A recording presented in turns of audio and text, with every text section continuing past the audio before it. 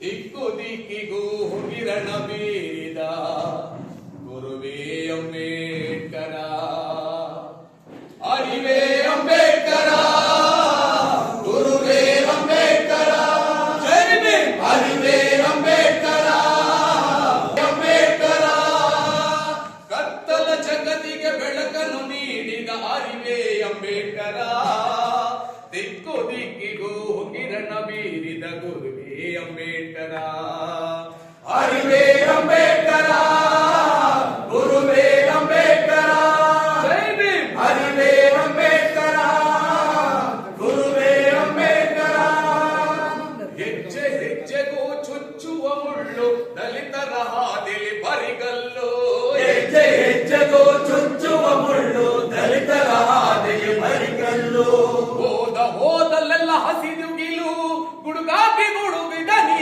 ಕಾರ್ಮುಗಿಲು, ಗುಡುಗಾಕಿ ಗುಡುಗಿದ ನೀ ಕಾರ್ಮುಗಿಲು, ಗುಡುಗಾಕಿ ಗುಡುಗಿದ ನೀ ಕಾರ್ಮುಗಿಲು, ಅರಿವೇ ಅಂಬೇಡ್ಕರ, ಗುರುವೇ ಅಂಬೇಡ್ಕರ, ಜೈ ಭೀಮ್, ಅರಿವೇ ಅಂಬೇಡ್ಕರ, ಗುರುವೇ ಅಂಬೇಡ್ಕರ, ಬಂಧನಗಳೆಲ್ಲ ನೀನು ಕಳಚಿದೆ ಕಾರ್ಯಕಾರಣಗಳನ್ನು ಹುಡುಕಿದೆ, ಬಂಧನಗಳೆಲ್ಲ ನೀನು ಕಳಚಿದೆ ಕಾರ್ಯಕಾರಣಗಳನ್ನು ಹುಡುಕಿದೆ, ವಿವೇಕದ ಕಣ್ಣು ತೆರೆಸಿದೆ, ವಿವೇಕದ ಕಣ್ಣು ತೆರೆಸಿದೆ, ಸ್ವಭ್ರಾಂತಿಯ ಹೊರದೂಡಿದೆ, ಸ್ವಭ್ರಾಂತಿಯ ಹೊರದೂಡಿದೆ, ಅರಿವೇ ಅಂಬೇಡ್ಕರ, ಗುರುವೇ ಅಂಬೇಡ್ಕರ, ಜೈ ಭೀಮ್, ಅರಿವೇ ಅಂಬೇಡ್ಕರ, ಗುರುವೇ ಅಂಬೇಡ್ಕರ, ಧರ್ಮವೆಂದರೆ ಶಾಸ್ತ್ರಗಳಲ್ಲ, ಶಾಸ್ತ್ರಗಳೆಲ್ಲವೂ ಶಾಸನವಲ್ಲ,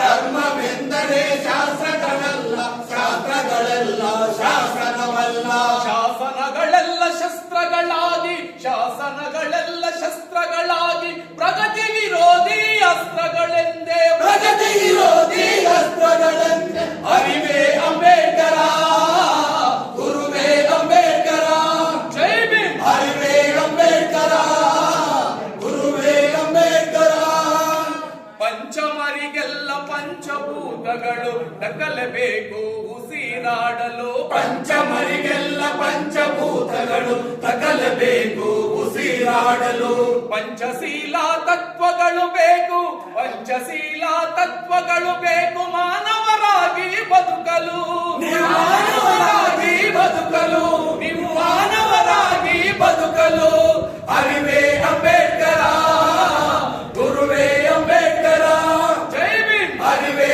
ಅಂಬೇಡ್ಕರ, ಗುರುವೇ ಅಂಬೇಡ್ಕರ, ಗುರುವೇ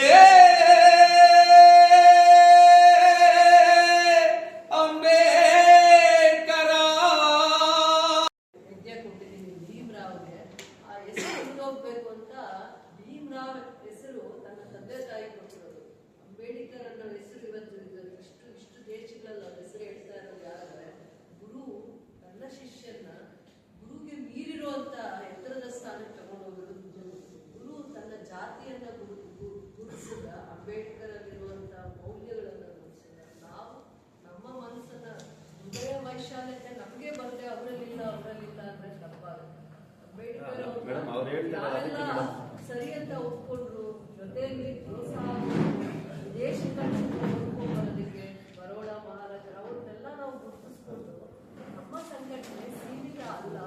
ನಮ್ಮ ಸಂಘಟನೆ ರೈತರ ಧ್ವನಿ ಆಗ್ತೀವಿ, ಕಾರ್ಮಿಕರ ಧ್ವನಿ ಆಗ್ತೀವಿ, ಯಾರೇ ಆಗಲಿ ಅಬಲ್ರು ಇವ್ರು ಯಾರೂ ಕಷ್ಟಕ್ಕೆ ಆಗಲ್ಲ ಅನ್ನೋಂಥವ್ರು ಧ್ವನಿ ಆಗ್ತೀರಿ ಅಂತ ನಿಮ್ಮ ಸಂಘಗಳನ್ನ, ಒಬ್ಬ ರೈತನ, ಕಾರ್ಮಿಕನ, ಹೆಣ್ಮಗುನ ಎಲ್ಲಾದ್ರೂ ನಿಮ್ಮ ಸಂಘದಲ್ಲಿ ಗುರುತಿಸ್ಕೊಳ್ಳಿ.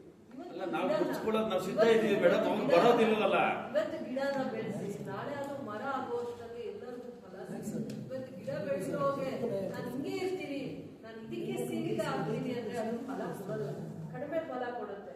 ಇವತ್ತು ನೀವು ಗಿಡಗಳು ಬೆಳೆಸ್ಕೊಳ್ಳೋವಾಗ ಬರೀ ನಾವು ಒಂದೇ ವಿಚಾರಕ್ಕೆ ಇದೇ ಸಿದ್ಧಾಂತಕ್ಕೆ ಇರ್ತೀನಿ ಅಂತಲ್ಲ. ಅವರ ವೈಶಾಲ್ಯತೆ ಹೇಗಿತ್ತು ಅಂದ್ರೆ, ಅವರ ಹೃದಯ ವೈಶಾಲ್ಯತೆ ಹೇಗಿತ್ತಂದ್ರೆ, ಎಲ್ಲಾ ವರ್ಗದವ್ರನ್ನು ನೆಮ್ಮದಿಯಿಂದ ಎಲ್ಲರಿಗೂ ಗೌರವ ಸಿಗುವಂತ, ಎಲ್ಲರೂ ಬದುಕೋದು, ಜೀವನ ಮಾಡೋದು, ಓದೋದು, ಓದಿದ್ಮೇಲೆ ಗೌರವನೂ ಸಿಗುವಂಥದ್ದು, ಇಂಥವೆಲ್ಲ ಜೀವನನ ಕೊಡುಗೆ ಹಾಕ್ಬಿಟ್ಟಿದ್ದಾರೆ. ಏನೋ ಅವ್ರ ಕಾಂಟ್ರಿಬ್ಯೂಷನ್ ಎಲ್ಲೂ ಮಾತಾಡಲಿಲ್ಲ. ಅವ್ರೆಲ್ಲ ಕಾಂಟ್ರಿಬ್ಯೂಷನ್ ತೆಗೆದುಕೊಂಡಿದ್ದು ಅವ್ರ ಕಾಂಟ್ರಿಬ್ಯೂಷನ್ ಏನು ಅಂತ ತಿಳ್ಕೊಬೇಕು. ನೀವು ನಾಳೆ ಸಮಾಜಕ್ಕೆ ಬಲಿ ಆಗಬೇಕಂದ್ರೆ ನಿಮ್ಮ ಸಂಘದಲ್ಲಿ ಒಂದು ಹೆಣ್ಮಗು ಇರಬೇಕು, ಒಬ್ಬ ರೈತ ಇರಬೇಕು, ಒಬ್ಬ ಕಾರ್ಮಿಕ ಇರಬೇಕು, ಯಾವ್ಯಾವ ಥರ ನೋಡ್ತಿರ್ತಾರೆ ಅವರೆಲ್ಲ ನೀನು ರೆಡಿ ಇದ್ರೆ ಪಕ್ಕದಲ್ಲಿ ಕೂರಿಸ್ಕೊಳ್ಳೋದಕ್ಕೆ ನಾನು ರೆಡಿ ಇದ್ದೀನಿ. ಇವ್ರು ಯಾರೋ ನನಗೆ ಗೊತ್ತೇ ಇಲ್ಲ, ನಾನು ರೆಡಿ ಇದ್ದೀನಿ, ಇಲ್ಲಿರೋರು ಗೊತ್ತಿಲ್ಲ. ಅವಾಗ ಅವರೆಲ್ಲ ಬರ್ತಾರೆ ಬೇಲೂರು ನೋಡ್ಕೊಂಡು. ನಾನು ರೆಡಿ ಆದ್ರೆ ನನ್ನ ನೋಡ್ಕೊಂಡು ಇವರೆಲ್ಲ ಬರಕ್ಕಾಗತ್ತೆ. ನಾನು ಬೈದಿರ್ತೀನಿ ತಿರ್ಗಾ ಅಕ್ಕ ಮೇಡಮ್, ನಾವು ಸದಾ ಬಾಬಾ ಸಾಹೇಬ್ ಅಂಬೇಡ್ಕರ್ ಅವರ ಚಿಂತನೆಗಳಲ್ಲಿ ಸಮಾನತೆನ ಸಾರ್ಬೇಕಂದ್ರೆ ಎಲ್ಲರೂ ಒಂದಾಗಿ ನೋಡ್ಬೇಕನ್ನೋದು ನಮ್ಮ ಆಸೆ ಮೇಡಮ್. ನಾವು ಸೇರಿಸ್ಕೊಳ್ತಾ ಇರೋದು ಮೇಡಮ್, ನಾವ್ ಯಾರನ್ನು ದೂರ ಪ್ರಸ್ತಾವ ಮಾಡ್ತಾ ಇದ್ದೀವಿ. ಸೊ ಎರಡನೇದು, ಲಾಸ್ಟ್ ಟೈಮ್ ಒಂದು ತಿಂಗಳಲ್ಲಿ ನಮ್ಮ ಭೀಮ ಗಾಯನ ಗೀತ ಗಾಯನ ಅಂತ ಒಂದು ಕಾರ್ಯಕ್ರಮ ಆಯೋಜನೆ ಮಾಡಿದ್ರು ರಾಜ್ಯ ಸರ್ಕಾರದಿಂದ. ಅದು ನಮ್ಮ ಬೇತ್ಮಂಗಲದಲ್ಲಿ ಆಯೋಜನೆ ಮಾಡಿದ್ರು, ಅದು ಫೇಲ್ಯೂರ್ ಆಗಿದೆ. ಮೇಡಮ್ನವರು ಅದಕ್ಕೆ ದಯವಿಟ್ಟು ಆನ್ಸರ್ ಮಾಡಬೇಕು ನಾವು. ಯಾಕಂದ್ರೆ ಅವತ್ತು ಡೇಟ್ ಕೊಟ್ಟಿಲ್ಲ, ನೀವು ಹಿಂದೆ ಬಾಗಿಲಲ್ಲಿ ಹೋಗ್ಬಿಟ್ರಿ ನೀವು. ಯಾಕಂದ್ರೆ ಅದು ಜಾಸ್ತಿ ಅವಮಾನ ಮಾಡಿದ್ರೆ ದಯವಿಟ್ಟು ಈ ಉತ್ಸವವನ್ನ ನನ್ನ ವೈಯಕ್ತಿಕ ನಿಮ್ಮ ಅಭಿಪ್ರಾಯ ಏನಿದೆ ಹೇಳಿ. ನನ್ನ ವೈಯಕ್ತಿಕ ಈ ಉತ್ಸವವನ್ನ ಕೈ ಬಿಟ್ಟು ಮತ್ತೆ ಅವರು ಏನ್ ಮಾಡಬಾರ್ದು ಅಂತ ಹೇಳಿದ್ರು ಅದೇ ಕೆಲಸವನ್ನ ನಾವು ಪದೇ ಪದೇ ಮಾಡ್ತಾ ಇದ್ದೀವಿ. ಅಂಬೇಡ್ಕರ್ ಏನು ಮಾಡಬಾರ್ದು ಅಂತ ಹೇಳಿದ್ರು ಅದನ್ನೇ ನಾವು ಮಾಡ್ತಾ ಇದ್ದೀವಿ ಹೊರತು ಅಂಬೇಡ್ಕರ್ ಹೇಳಿದ ತತ್ವ ಸಿದ್ಧಾಂತಗಳನ್ನ ನಾವು ಮಾಡ್ತಾ ಇಲ್ಲ. ಅಂಬೇಡ್ಕರ್ ವಿಚಾರವನ್ನ ಜನರಿಗೆ ಮುಟ್ಟಿಸತಕ್ಕಂಥ ಕೆಲಸ ಮಾಡಲಿಲ್ಲ. ಹಂಗಾಗಿ ಲಾಸ್ಟ್ ಟೈಮ್ ಇಲ್ಲಿ ಏನೋ ಪೆಂಡಲ್ಗಳನ್ನು ಹಾಕಿ ಗ್ರ್ಯಾಂಡ್ ಆಗಿ ಕಾರ್ಯಕ್ರಮ ಮಾಡಿದ್ರು ತಮ್ಮ ನೇತೃತ್ವದಲ್ಲಿ. ಅದೇ ರೀತಿ ಈ ಸಾರಿ ನನಗೆ ಏನು ತಮ್ಮ ಪ್ರಯತ್ನ, ಈ ಕರ್ನಾಟಕ ರಾಜ್ಯದಲ್ಲಿ ಇರತಕ್ಕಂಥ ದಲಿತ ಸಂಘಟನೆಗಳ ಪ್ರಯತ್ನದಿಂದ, ನಮ್ಮ ಸರ್ಕಾರ ಒಂದು ಸಪೋರ್ಟಿಂದ ಒಂದು ದೊಡ್ಡ ಸ್ಮಾರಕ ಭವನ ಆಗ್ತಾ ಇರತಕ್ಕಂಥದ್ದು ನಮ್ಮ KGFನ ಹೆಮ್ಮೆ. ಆ ಜಾಗ ಕೆಲವರು ಪ್ರಶ್ನೆ ಮಾಡ್ತಾನೆ ಇದ್ದಾರೆ, ಅದನ್ನು ಅರ್ಚನೆ ಮಾಡೋ ಅದಕ್ಕೆ ತೊಂದರೆ ಮಾಡ್ತಕ್ಕಂಥ ಕೆಲಸ ಕೂಡ ನಡೀತಾ ಇದೆ ಅಂತ ನನಗೆ ಮಾಹಿತಿ ಇದೆ. ಸೊ ಹಂಗಾಗಿ ಈ ತಾಲೂಕು ಕಚೇರಿ ಮುಂಭಾಗ ಮಾಡ್ತಕ್ಕಂಥ ಕಾರ್ಯಕ್ರಮವನ್ನ ಅಲ್ಲಿ ಸ್ಮಾರಕ ಭವನ ಜಾಗದಲ್ಲೇ ನಾವೆಲ್ಲ ಕೂಡ ಅಲ್ಲಿ ಕುಟುಂಬ ಸಮೇತ ಹೋಗಿ ಅಲ್ಲಿ ಹಬ್ಬವನ್ನ ಮಾಡೋಣ ಅಂತ ಹೇಳಿ ನನ್ನ ಒಂದು ಮನವಿ ಇದೆ. ಅದಕ್ಕಾದ ವ್ಯವಸ್ಥೆಗಳನ್ನ ನಮ್ಮ ತಾಲೂಕು ಆಡಳಿತ, ಊಟದ ವ್ಯವಸ್ಥೆ, ಪೆಂಡಲ್ಲು ಅಲ್ಲಿ ಸ್ವಲ್ಪ ದೂರ ಇರೋದ್ರಿಂದ ಕೆಲವು ವ್ಯವಸ್ಥೆಗಳು ಮಾಡಬೇಕಾಗಿರ್ತದೆ. ಅದನ್ನ ಮಾಡಿ KGF ಅಲ್ಲಿ ಇರ್ತಕ್ಕಂಥ ಬರೀ ದಲಿತ ಸಂಘಟನೆಗಳು ಮಾತ್ರವಲ್ಲದೆ ಬೇರೆ ಪಕ್ಷದವರು, ಬೇರೆ ಸಮುದಾಯದವರು ಎಲ್ಲರನ್ನ ಕೂಡ ಅಲ್ಲಿ ಒಂದು ಜಾತ್ರೆ, ಈಗ ನಮ್ಮ ಊರಲ್ಲಿ ನಡ್ತಕ್ಕಂಥ ಜಾತ್ರೆಯಲ್ಲಿ ಎಲ್ಲ ಸಮುದಾಯದವರು ಬರ್ತಾರೆ, ಮುಸ್ಲಿಮ್ಸರು ಕೂಡ ಬರ್ತಾರೆ. ಅದೇ ರೀತಿ ಅಲ್ಲಿ ಮಾಡ್ತಕ್ಕಂಥ ಬಾಬಾ ಸಾಹೇಬ್ರು ಹಬ್ಬವಾಗಿ ಇರೋದ್ರಿಂದ ಆ ಹಬ್ಬವನ್ನ ಆ ಜಾಗದಲ್ಲಿ ಬೆಳೆದು ಅದು ಒಂದು ವಿಶೇಷವಾದ ಸ್ಥಳವಾಗಿ ನಾವು ಮಾಡಿಸ್ಬೇಕು. ಅದು ನಿಮ್ಮ ನೇತೃತ್ವದಲ್ಲಿ ನಡೀಬೇಕು. ನೀವು ಪ್ರಾರಂಭ ಮಾಡಿ ಇಟ್ಟಂಗೆ ಇರಬೇಕು ಮೇಡಮ್ ಅಂತ ನನ್ನ ಒಂದು ಆಸೆ. ಯಾಕಂದ್ರೆ ಸ್ಮಾರಕ ಭವನ ಅಂತಕ್ಕಂಥದ್ದು ಇಡೀ ಕೋಲಾರ ಜಿಲ್ಲೆಯಲ್ಲಿ KGF ನಲ್ಲಿ ಮಾತ್ರನೇ ಇರೋದು. ಅದು ಒಂದು ಪವಿತ್ರ ಸ್ಥಳವಾಗುತ್ತೆ. ದಯವಿಟ್ಟು ಅದಕ್ಕೆ ನನಗೆ ಜ್ಞಾನ ಭಂಡಾರ ಕನ್ನಡ ಅಷ್ಟೊಂದು ನನಗೆ ಇದು ವಿಚಾರ ಅದು ಗೊತ್ತಿಲ್ಲ, ನನಗೆ ಅರಿವು. ಸೊ ಹಂಗಾಗಿ ಆ ಜಾಗದಲ್ಲಿ KGF ಅಲ್ಲಿ ಇರ್ತಕ್ಕಂಥ ಎಲ್ಲ ಪಂಚಾಯತ್ನವರು ಉತ್ಸವ ಮಾಡಬೇಕಾದ್ರೆ ಕೂಡ ಉತ್ಸವವನ್ನು ಅಲ್ಲಿ ತಂದ್ರೆ ಚೆನ್ನಾಗಿರ್ತದೆ. ಆ ಜಾಗದಲ್ಲಿ ಜನ ಎಲ್ಲ ಕೂಡ ಅವತ್ತೆಲ್ಲ ಅಲ್ಲಿ ಸೇರೋಣ. ಅದು ಒಂದು ಇಡೀ ಜಿಲ್ಲೆಗೆ, ಇಡೀ ರಾಜ್ಯಕ್ಕೆ ವಿಷಯ ಹೋಗುತ್ತೆ. ನಮ್ಮ ಊರಿನ ಹೆಸರು, ಊರಿಗೆ ಒಂದು ಹೆಸರು ಬರ್ತದೆ. ಅರ್ಥಪೂರ್ಣವಾಗಿ ಅಂಬೇಡ್ಕರ್ ಗೌರವವನ್ನು ಸಲ್ಲಿಸೋಣ. ಈ ಜಾತ್ರೆಗಳಲ್ಲಿ ಆಗೋ ತರ ತಮಟೆಗೆ ಡ್ಯಾನ್ಸ್ ಆಡ್ಕೊಂಡು, ಅಂಬೇಡ್ಕರ್ ಅಂದ್ರೆ ಶಿಸ್ತು ಮೇಡಮ್. ದಯವಿಟ್ಟು ನಾವು ಎಲ್ಲ ಬೇರೆ ಬಾಬಾ ಸಾಹೇಬ್ರು ಅಂತ ಹೇಳಿದ್ರೆ ಶಿಸ್ತಿನ ಗುರುತವರು, ನಾವು ಅದನ್ನು ಬಿಟ್ಬಿಡ್ತೀವಿ.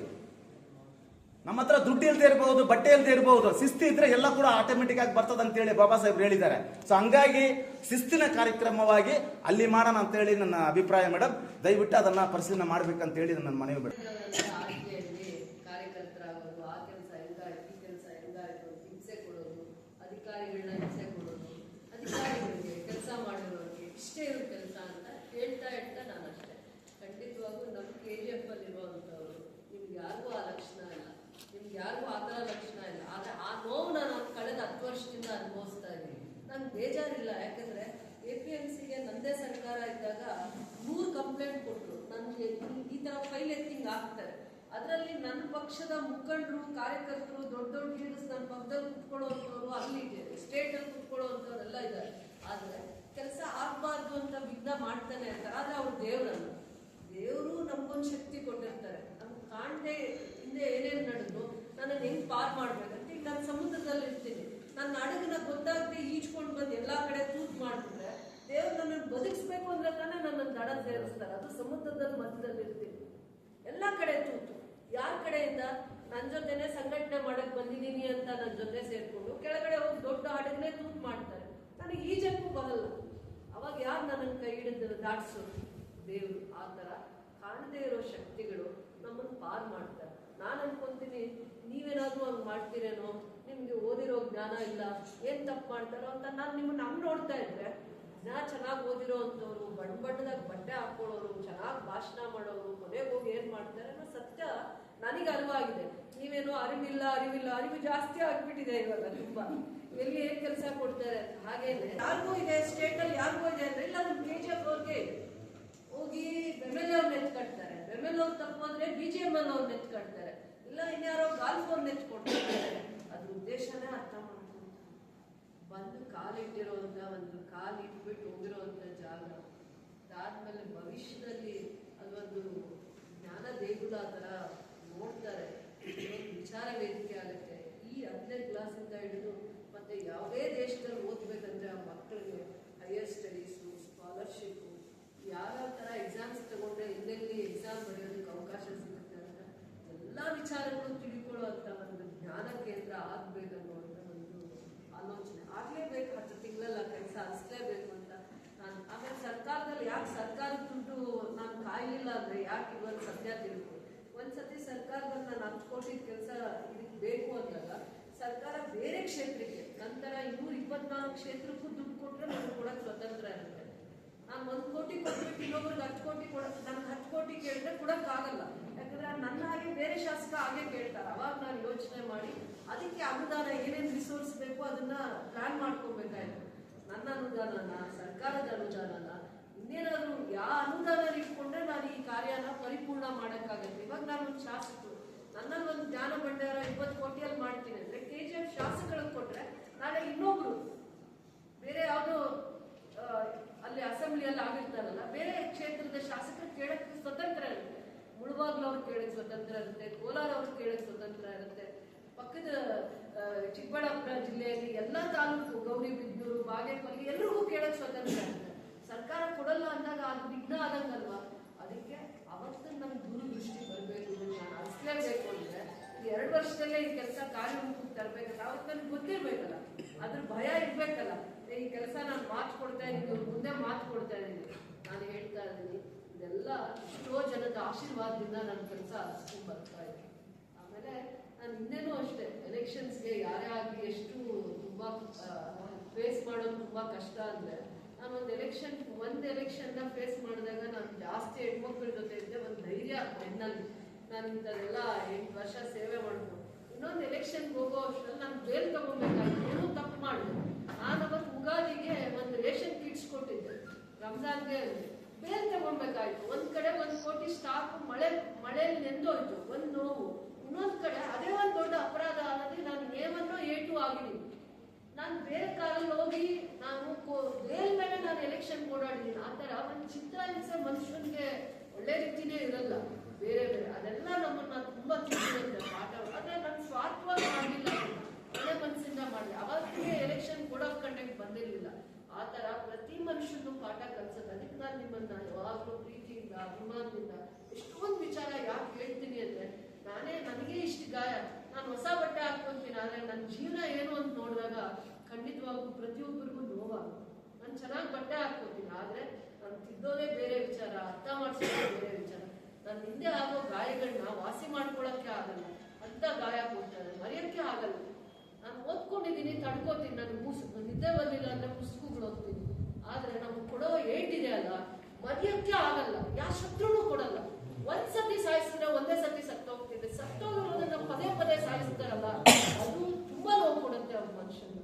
ಯಾರೇ ಆಗಿದ್ರು ತುಂಬಾ ರಾಜಕಾರಣಿಯಾಗಿ ಹೆಣ್ಮಗು ಸರ್ವೈವ್ ಆಗೋದು ತುಂಬಾ ಕಷ್ಟ. ನೀವು ನೋಡಿ, ನಿಮ್ಮ ಮನೇಲಿ ಒಂದು ತಂಗಿನೋ ಇನ್ಯಾರನೋ ಬಿಟ್ಟು ನೋಡಿ, ಒಂದು ಹಿಂಸೆ ಎಷ್ಟಾಗತ್ತೆ ಅಂದ್ಬಿಟ್ಟು ನಿಮ್ಗೆ ಅರ್ಥ ಆಗುತ್ತೆ. ಆದ್ರೂ ನನ್ನ ಕಾಂಟ್ರಿಬ್ಯೂಷನ್ ಇರಬೇಕು.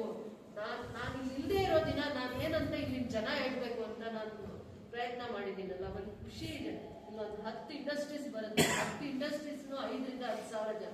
ಅದೊಂದು ಹೋರಾಟ 2 ವರ್ಷದಲ್ಲಿ ಮಾಡಿದ್ದೀನಿ ನನ್ನ ಸರ್ಕಾರದಲ್ಲಿ. ಬಂದಾಗ ನೀವೇ ಹೇಳ್ತೀರಾ ಏನೇನು ಕಂಪ್ನಿ ಬಂದಿದೆ, ಯಾವತ್ತು ಬರುತ್ತೆ, ಯಾವತ್ತು ಅವ್ರು ಸ್ಟಾರ್ಟ್ ಮಾಡ್ತಾರೆ. ಯಾಕಂದ್ರೆ ಅವ್ರು ಬಂಡವಾಳ ಹಾಕೋ ಜಾಗ ತಗೊಂಡಾಗಿದೆ ಸರ್ಕಾರದ ದುಡ್ಡು ಕಟ್ಬಿಟ್ಟ. ಹಂಗಾಗಿ ನಿಮ್ಮಲ್ಲಿ ನಾನು ಯಾಕೆ ಹೇಳ್ತಾ ಇದ್ದೀನಿ, ಇನ್ನೊಂದು ವಿಚಾರ ಮರ್ತು ಹೋಗ್ತೀನಿ. CBSE ಸ್ಕೂಲ್ ಮಾಡಿಸ್ತಾ ಇದ್ದೀನಿ.